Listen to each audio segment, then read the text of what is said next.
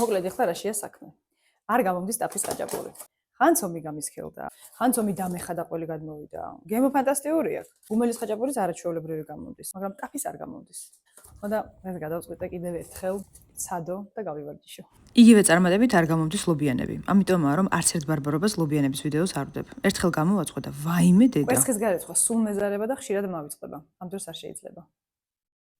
ხოდა გავაგრძელოთ. შიგთავსი იდეალური გამოვიდა. ცომი კიდე კატასტროფა. ჩაცომებული პური, გინახავთ? რა ვიცი, როგორ მოვახერხე მეც ვერ ხვდები, მაგრამ პირობას ვდებ გამოვასწორებ და ლობიანებსაც დავამუყამებ.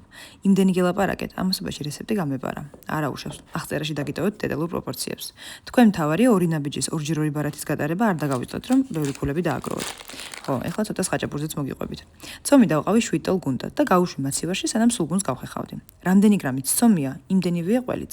შემდეგ თითოეული ცომის გუნდა გავაბრწყელე და გადავიტანე სულგუნის ბურთები. მოუხვიე თავი ხინკალივით, მიუხედავად იმისა, რომ ხინკალი ცხოვრებაში არ გამიკეთებია, ცუდად არ მოვახვიე.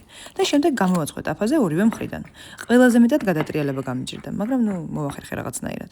მე მგონი არ გამომდის ფონზე ცუდი არ გამოვიდა. რა სიტყვით თქვენ? აი ამ დარჩენილ 4 წელს კიდე გავყინავ და გაჭირვების ჟამს გამომადგება.